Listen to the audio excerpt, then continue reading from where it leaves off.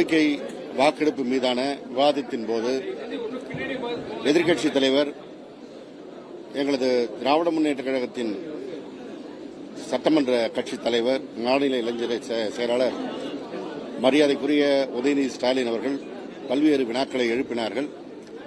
ஆனால் அந்த வினாக்களை எழுதுவதற்கும் இன்றைக்கு பொறுப்பேற்றிருக்கின்ற முதலமைச்சர் விஜய் அவர்கள் பதிலளிக்கவில்லை. தேர்தல் போது தீய சக்தி தூய சக்தி என்று பிரச்சாரம் செய்தவர் இன்றைக்கு அந்த தூய சக்தி என்கிற தன்னுடைய முகமுடியை விலக்கிக் கொண்டிருக்கிறார். எந்த தூய சக்திக்கு அடையாளமாக இருக்க வேண்டுமோ அந்த அடையாளத்திலிருந்து முற்றும் விலகி நிற்கிறார். மக்கள் அவருக்கு வழங்கிய தீர்ப்பு என்பது தனிப்பெரும் கட்சிதான்.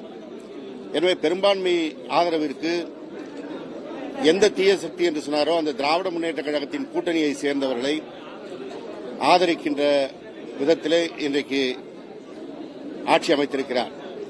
ஆனால் அப்படி அவர் ஆட்சிக்கு ஆதரவு கோருகின்ற பொழுது ஒரு மதசார்பற்ற ஆட்சி அமைப்பேன், எனவே மதசார்பற்ற கூட்டணியில் வெற்றி பெற்றிருக்கின்ற திராவிட முன்னேற்ற கழகத்தின் கூட்டணி கட்சி தோழர்களை ஆதரவு கோரி ஆட்சி அமைத்தார். இன்றைக்கு அவர் தன்னுடைய இன்னொரு வாதத்திலிருந்து விலகி இருக்கிறார், இன்னொரு வாக்குறுதியிலிருந்து விலகி இருக்கிறார். மத சார்பு கொண்ட கூட்டணியான என்டிஏ கூட்டணியிலிருந்து யாருடைய ஆதரவையும் பெறமாட்டேன் என்று சொன்னார். அதில் ஒரு உறுப்பினரான அமமுகவை சேர்ந்த காமராஜ் அவர்களை இழுத்து ஆதரவை பெற்றிருக்கிறார். இது குறித்து அந்த கட்சியின் தலைவர் மரியாதைக்குரிய டிடிவி அவர்களே புகார் சொன்னார். இது தூய சக்தி அல்ல, துர்நாற்றம் வீசுகின்ற சக்தி என்று அவர் சொன்னார். அந்த நேரத்தில் காமராஜும் அவரோடு இணைந்து கொண்டு நான் அங்கே போகவில்லை என்று சொன்னார். ஆனால் நேற்றைக்கும் இன்றைக்கும் சட்டமன்றத்திலே அவர் மீண்டும் தன்னுடைய ஆதரவை தெரிவித்திருக்கிறார். அதைவிட என்டிஏ கூட்டணியின் முக்கிய கட்சியான அதிமுகவில் பிளவு பெற்றிருக்கின்ற ஒரு குழுவுடைய ஆதரவை பெற்று இன்றைக்கு நம்பிக்கை வாக்கெடுப்பில் வெற்றி பெற்றிருக்கின்றார். அவர்கள் இல்லாமலேயே நம்பிக்கை வாக்கெடுப்பில் வெற்றி பெற்றிருக்க முடியும். ஆனால் அவருடைய ஆதரவை அவர் இன்றைக்கு பெற்று அதன் மூலம் இந்த வெற்றியை காட்டியிருப்பது என்பது அவர் தூய சக்தி இல்லை, மற்ற கூட்டணி கட்சி தலைவர்கள் எதிர்க்கட்சி தலைவர்கள் எல்லாம் சொல்லியிருக்கின்ற குதிரை பேர சக்தி என்பதனை நிரூபித்திருக்கின்றார். குதிரை பேரம் நடைபெறுகிறது என்று சொன்னபோது இது குதிரை பேரம் அல்ல, இது ஓடுகிற குதிரை என்றார்.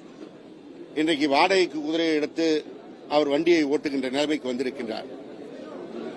எந்த என்டிஏ கூட்டணியை முழுமையாக எதிர்க்கிறேன் கொள்கை ரீதியாக எதிர்க்கிறேன் என்று சொன்னாரோ அவருடைய ஆதரவை பெற்றிருக்கிறார் என்றால் இனி அவருடைய ஆட்சி இப்படித்தான் அமையப் போகிறது என்பதற்கு இதுவே மிக தெளிவான விளக்கமாக அமைந்திருக்கிறது.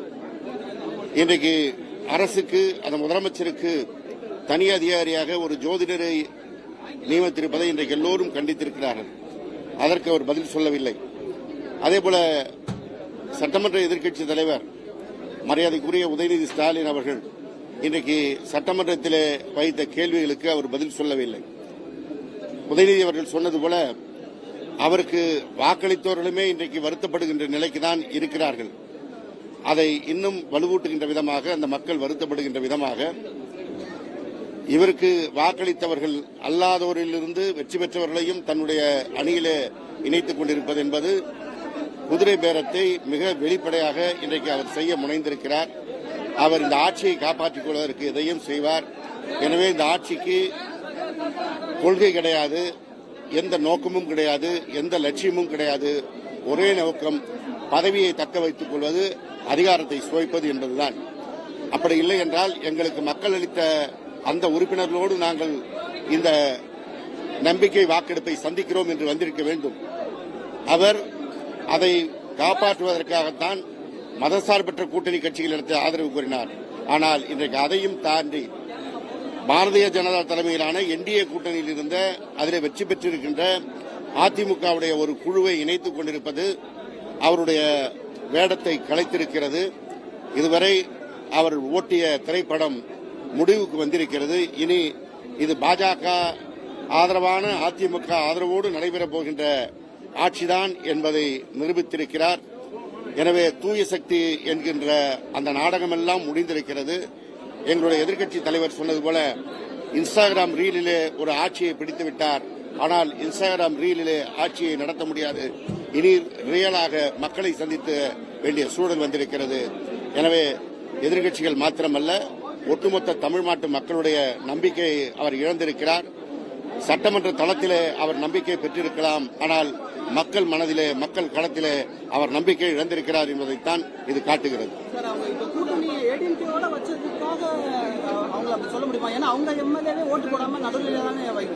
இல்ல, அவர் தான் தெளிவா சொன்னாரு. என்டிஏ கூட்டணியில் இருப்பவர்களுடைய ஆதரவை பெறமாட்டோம் என்று அழுத்தம் திருத்தமாக சொன்னார்.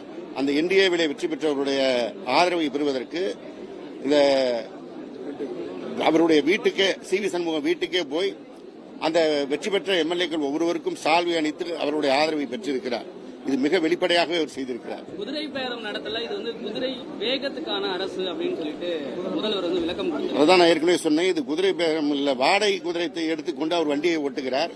அந்த வாடகை குதிரை எவ்வளவு நாள் ஓடும் என்பது காலம் பதில் சொல்லும். கடந்த முறை நம்ம போக்குவரத்து துறையில 12 வருஷம் இப்ப நம்பிக்கை இப்ப நம்பிக்கை வாக்கெடுப்பு குறித்து பேசிருக்கோம். அது இன்னொரு நாள் பேசுவோம். ஜோதிடர் நியமனத்திற்கு பேரவையில பேசினாங்க. இது நம்பிக்கை வாக்கெடுப்பு, போக போக பார்ப்போம். அப்பெல்லாம் நம்பிக்கை வாக்கெடுப்பு விவாதத்திற்கான தேவையில்லை. இன்றைக்கு விவாதம் இருந்ததனால் வைத்திருக்கிறார்கள். போக போக தெரியும். மக்கள் பார்க்கத்தான் போகிறாங்க. நீங்களும் பார்க்கத்தான்.